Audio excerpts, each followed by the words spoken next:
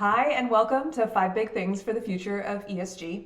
My name is Rahana Nathu, and I am the founder and CEO of Spectrum Impact. And we are here today to announce a new series. This series is built off of the Pocket Guide to Combat ESG Skeptics, a resource that we launched to bring a little more discipline, evidence, and clarity to ESG conversations that are often a little too abstract or ideological. So each episode is going to tackle one big shift that we think will make ESG stronger and more useful to stakeholders across the globe. And today we're talking about how workers need to be at the center of the conversation. ESG has historically over-indexed on what's easiest to measure, often underweighting the things that matter the most in an actual crisis. And we see this often with an over-reliance in environmental metrics, even in the businesses that are not materially affected by those factors. And then on the other hand, social and governance factors tend to shape most businesses. They inform the workforce stability, decision-making quality, crisis response, long-term value creation. A 2022 study of roughly 5,000 globally listed companies found that social and governance scores, not environmental ones, were the only ESG pillars with statistically significant positive effects on actual firm valuation. So clearly we're missing something. Evidence increasingly shows that the S and the G are not soft factors. They are leading indicators of resilience. In the Pocket Guide, we talk about how what is easier to count doesn't necessarily make something more material or important, and that wrapping our heads around this is pretty critical for the future of ESG. If we continue to sideline workers, we run the risk of losing credibility within the real economy. Labor risk, for example, shows up early and often. We see it in turnover, safety failures, productivity loss, and strong governance determines whether firms can adapt or fracture under stress. Which brings me to today's guest, who is perfectly suited to talk about putting workers at the center of this argument. Delilah Rothenberg is the executive director and co-founder of the Predistribution Initiative, which is a nonprofit, nonpartisan organization that supports investors and their stakeholders in reforming finance to reduce economic inequality. Delilah brings over 20 years of experience in finance to this work across public and private equities and has had a lifelong interest in reducing economic inequality. Delilah, thank you for being here. Thank you so much for having me, Arhana. It's great to be here. I want to start with the fundamentals. Can you tell us a little bit about what you're building? Yes, absolutely. Let me just start by saying, because I imagine that some of your viewers are going to know me and the Predistribution Initiative, or PDI as we go by for short, and some will be newer to our work. But for those who are more familiar with our work, they might hear some slight change in how we're thinking about what we're building. So when we started, we primarily focused on working with investors, diversified institutional investors whose diversified portfolios are really a reflection of what's happening in the financial system because they're investing across geographies, asset classes, industries, so they can't diversify away from these systemic factors in their portfolios. And we recognize that economic inequality can be a systemic risk to financial markets because it can destabilize economies and therefore it can destabilize the financial markets, and then it can destabilize these diversified investors' portfolios who are dependent on the health of the economy and financial markets.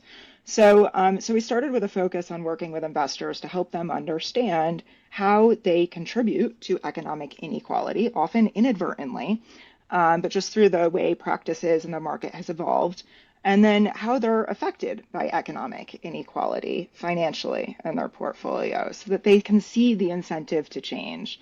The positioning that I have for the Predistribution Initiative now is that we shouldn't just be working with the investors themselves or even just the investors in the companies, but really working with all stakeholders in society.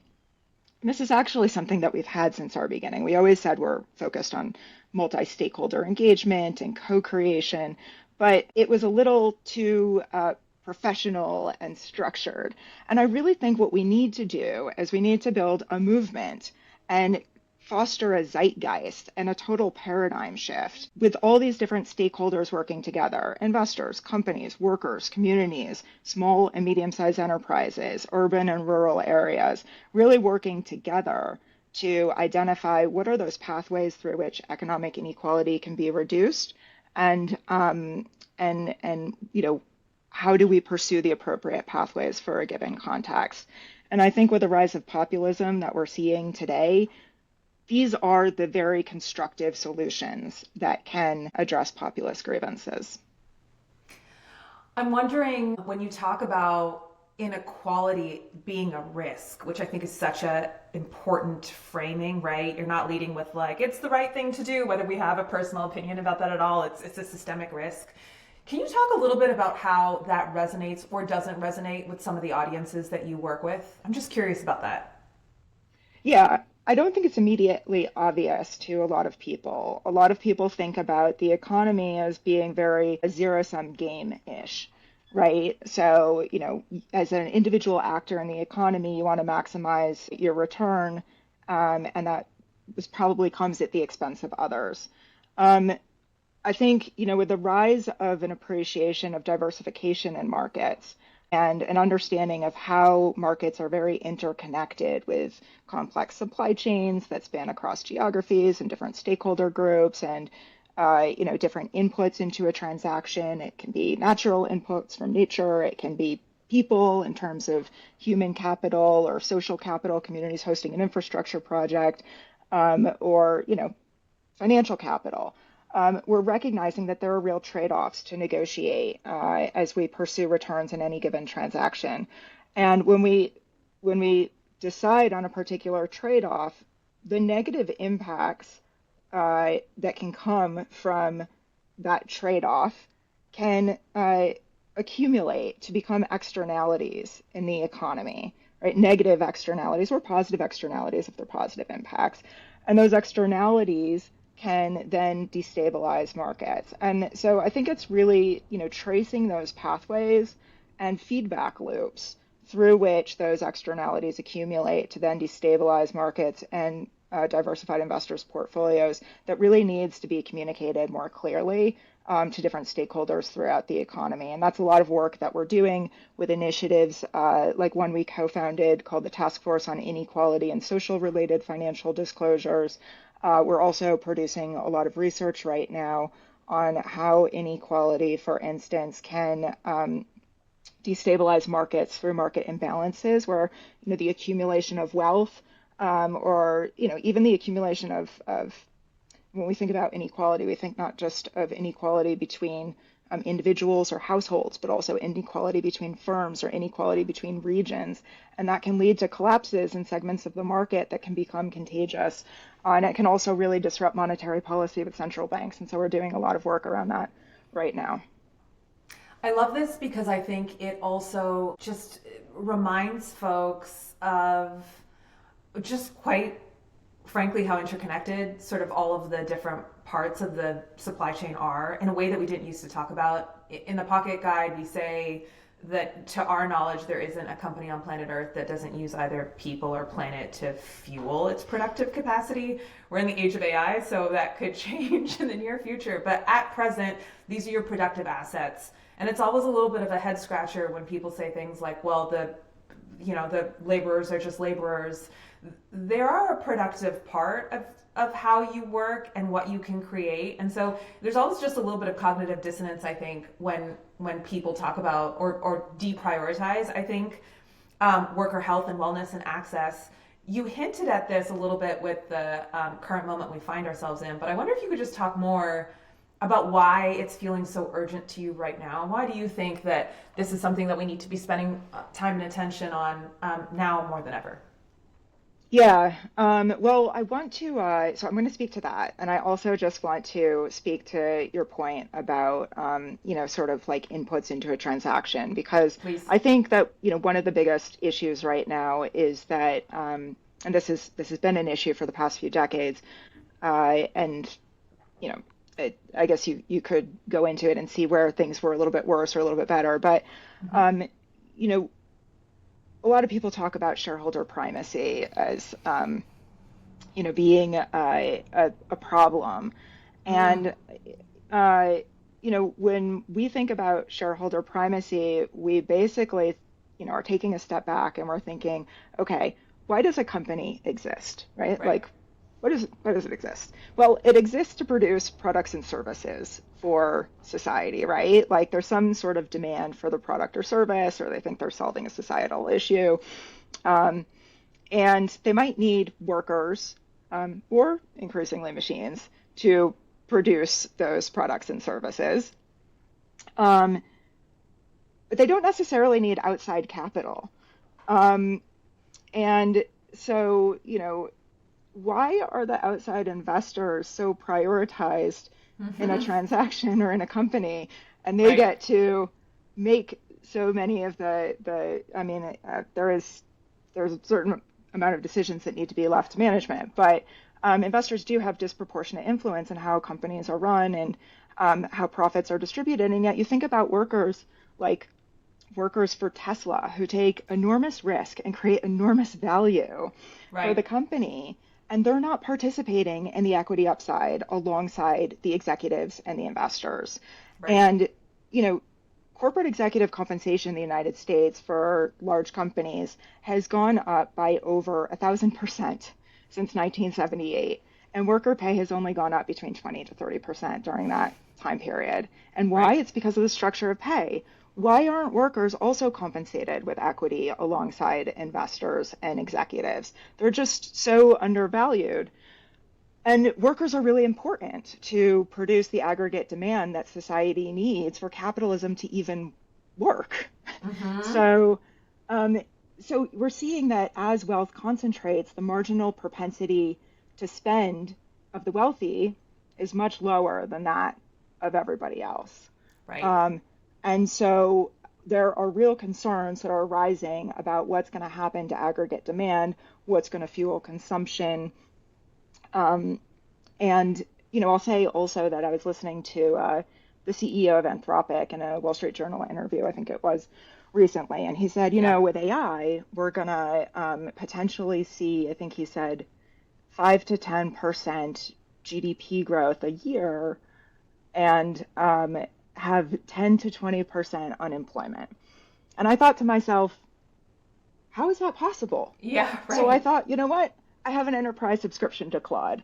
I'm going to ask Claude how this is possible. Yeah. It's Anthropic's Right. AI agent, I guess. I'm still getting used to the AI. Yeah. I think we all are. But it was a fascinating discussion with Claude where we really walked through it. And it's very implausible that you can have that kind of GDP growth if you have such high unemployment, right? Right. Who's Right. gonna who's gonna do the consumption? Right. So so I think that's important from a market perspective. We're also seeing enormous imbalances in the markets in terms of large firms versus small firms and SMEs getting squeezed out and who has access to capital and who doesn't Yeah. and what regions Yeah. have better access to capital and pricing of capital. And all of that can lead to systemic risks in terms of asset bubbles and credit crises. Yeah. Um, and I will also say that, yes, the rise in populism um, is a real sign that the economy is just not working for people. Yeah. And you look That's at right. all these different polls, Ipsos, Just Capital, tons of other polls that show that people feel like the economy is not working for them, Right. that there are people in ivory towers and urban centers that are the elites who are making all the decisions, not just financial decisions about who gets, what return from being, the productive economy, but Yes. also, I mean, decisions about ESG, quite frankly. Right. And that's one of the reasons why I think we have an ESG backlash is because we Yes. have not really enabled workers and communities and small businesses and rural areas to really meaningfully be part of the conversation. And that gets back Totally. to shareholder primacy too. Right. Should it really be the white collar professionals Right. in these distant boardrooms and conferences Yes. deciding for Yes. everybody? Yeah. I couldn't agree more. And there's something that you said that really triggered for me why I think the ESG conversation has become so complicated. We talk about this a little bit in the pocket guide, but I do think that the human need for simplicity is completely at odds with the world that we're operating in. This is the least simple. It feels like it's the least simple it's ever been. And I think ESG has fallen victim to that too. We're asking organizations and all of their stakeholders to think about a complex organism, and then we're saying, and here's a single metric to get you there, and here's a single set of criteria, and the square peg round hole, it just doesn't make sense together. And so I think you and I are probably on the same page about this, but there is a small part of me, though I regret deeply how the backlash has happened against ESG and impact in general. There is a small part of me that's actually looking forward to the course correction, because I do think if it's really simple and easy, then we'd all already be doing it. And so let's free ourselves from this idea that it's automatic and all we need to do is just wake up one morning and think about things a different way. It actually requires cost, expertise, time, thinking. And I think acknowledging the complexity, and there's something that you said in your last comment that really speaks to that for me. I think we talk about workers as an input, and you so thoughtfully pointed out they're also your consumer. I mean, you're dipping twice from the same group of people. So if they're tired and they're exhausted and they're underpaid, yes, that obviously has, severe implications from a productivity perspective. It also has implications from a consumption perspective. You are asking a lot of this one group of folks, and perhaps it's not always, who works at a firm doesn't necessarily buy their goods and services, but there is sort of a little bit that we miss in the conversation that you just so thoughtfully pointed out about fairness is one thing. Their productive and consumptive ability is a totally separate conversation. And that I think we're hearing that live, I think a lot in political conversations for sure too. People just don't feel like they have enough. They just don't have enough. Yeah. And there's one other thing that crossed my mind in terms of just, we're called the Predistribution Initiative. Why predistribution? Because, somebody might come along and say, well, yeah, there can be 10 to 20% unemployment, but we'll just redistribute, a percentage of revenue or profits through, UBI, universal basic income. Yeah. And there have been a number of studies and, articles written about how Americans don't want to be dependent on redistribution. They want agency and dignity and respect, and they want a voice in society. And why should they be subject to some, crummy handout that gets sort of filtered through, distant elites who get to decide their quantum of handout and the terms in which they get that handout. And, all the other societal decisions really get primarily influenced by those who have the wealth and power. Yeah. And, also related to the Anthropic scenario, in that particular interview, I think it was, the CEO of Anthropic says that there should be like a 3% revenue tax on these AI companies. And you just can't get to the level of consumption needed through that tax and the redistribution of that tax. So there has to be some predistribution. And I know, I think later in the conversation, you want to get to some of the concrete solutions that we're working on and sort of like, what do predistributive investment and business practices look like? And I can talk through a little bit about that, but yeah. Yeah, let's do that. I would love to hear more about that. Okay. So what is predistribution? It is basically compensating people. This can also be applied to nature and nature, by the way, but really compensating people for the risk that they take and the value that they create and the economic process in the first place, so that they don't have to be so dependent on redistribution. That's our own definition. I want to really give credit to Jacob Hacker at Yale, who came up with the concept of predistribution, and he has his own articulation of it. And I think there are a number of people now around the world who are coming up with their own sort of ideas about what does a predistributive economy look like, what does it mean in practice. And I'm really excited about that. And I talked to Jacob recently, and I think he's excited about it as well. And, interested in really sort of fleshing this out some more. So I do want to just flag that I think right now it's not a concept that has a ton of consensus behind it in terms of how is it executed. But since our team comes from the financial services community, we really see how asset owners and allocators like pension funds and insurance companies and sovereign wealth funds sit at the top of the capital markets value chain and influence the activities of all the other actors in the economy, at least into the current paradigm. And so companies compete for their capital. And that's kind of like them setting an incentive for these companies, right?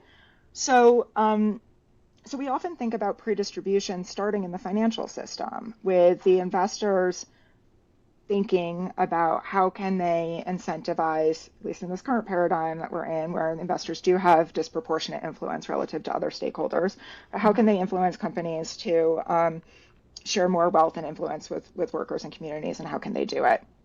Some of the solutions that we're looking at include employee ownership models. So I mentioned, the example of the workers in Tesla. Like, what if they were compensated with equity as well? They might perform even better because they feel like an owner. And there's research out of places, for instance, like Rutgers Institute on employee ownership and profit sharing, and the NCEO, the National Center on Employee Ownership, and the ESOP Association, and many others who are producing and have been producing research that really shows that, when you treat your employees like owners, they act like owners. They feel more motivated. It's a good single financial materiality argument and systemic financial materiality argument. So same thing with community ownership. You're developing an infrastructure project, a solar project, a wind project, a gas project. If the local community is hosting that infrastructure, gets to participate in the ownership, then they might feel more incentivized to welcome the project to their community.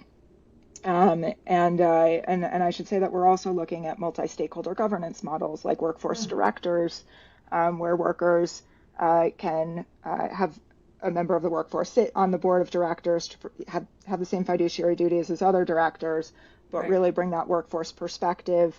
And that feels like it can be a first step to considering other kinds of stakeholders as well. Think about United Healthcare, right? What if they had patient advocates on their board of directors, or doctors and nurses? Would they have faced such similar public anger toward them as they have now? So, there are real practical solutions that just need more workshopping. I think, multi-stakeholder governance feels messy and complicated, and it is, and it hasn't been figured out entirely. But I do think that, the work we're doing is going to help people see how they can pursue these solutions more practically. And there are all kinds of other things behind the scenes too, like reforming accounting and financial analysis to better value human, social, and natural capital. But that's sort of like wonkier stuff that's not as obvious what the immediate impact is. Right. Well, and it just strikes me, and this is probably a daily rediscovery for you, but from the outside looking in, I'm reminded as you're talking about things like employee ownership and or equity models, diverse governance, not in the way that term's been co-opted, but from an actual multi-stakeholder perspective. It's so common sense, and it feels a little bit funny that for how common sense it is, there's such a conversation about should these voices be at the table. And I'm thinking a little bit about the world that we find ourselves in January 2026. Some of the highest performing public companies right now have not backed away from some of the early commitments they made about multi-stakeholder voices. I'm thinking about Costco and Walmart, of all names, that we wouldn't have even been talking about a few years ago, and now they're holding the beacon for what it looks like to have truly representative, business level representative voice and opinion and buy-in. It's wild to be saying that out loud, but it is a reminder, and again, I know that's an N of 2, but it is a reminder that if you approach thinking about all of the different stakeholders in your supply chain as parts, not just of the production, but the reception and the longevity and the risk resilience, you might actually end up with a company that's doing significantly better than its peers in this current moment in time. And proof points are really helpful in the work that we do. You know that, I know that, but it is a sort of unique moment where everything you're advocating for feels so common sense, and yet still, we find ourselves in a world where there's kind of pushback left, right, and center. Yeah, I agree. It's interesting. I think, one thing that I think is worth me also just making sure that your audience is aware of is we're still in favor of investors having a seat at the table. If they provide capital, they're definitely a stakeholder of the company. But we have made the argument in the past. We did a paper with Oxfam a couple of years ago, Oxfam America, Mm-hmm. called Getting Ahead of the Curve on Dynamic Materiality. Mm-hmm. Um, and it walks through sort of the investment and business cases to share more influence with workers and communities because those stakeholders are on the ground and they have real stakes in the company. Right. And they're the ones who are able to see the risks and opportunities firsthand without it Yeah. even getting filtered up through complex layers of management. Yeah. And so now, in the current status quo environment, investors are just dependent on layers of reporting and management and, sort of high level disclosure frameworks for them to get the Right. information that they need. Whereas if the board of directors was more in touch with the company and not just, Yeah. retired executives of other companies who don't really have a history with the company or deep Right. relationship with the company, you will probably get better governance of the Yeah. company and better Yeah. performance. So there's a business and investment case for this. Um, yes, things need to be piloted and improved upon and fine-tuned very carefully because we don't live in that environment right now and Right. we don't believe Right. in drastic overnight changes either. Right. But I think that moving in that direction will solve a number of issues that I just mentioned, as well as restore trust in institutions publicly. Yeah. And that we need, quite frankly, because people still find identity and dignity in belonging. And we can talk about work in all kinds of different ways. It is still community in and of itself. And I think earlier you used the word dignity, and that really resonated. That I think that's a lot of what we're talking about is around dignity. I want to maybe end with a question, and it's a big one, and neither one of us have a crystal ball, so really just curious about your perspective. But what would you need to see to know that this work, the work that Predistribution Initiative is doing, just overall, how we're thinking about worker ownership, equity, economic resilience, like what would you need to see to know that these efforts are working? Yeah, it's a great question. I think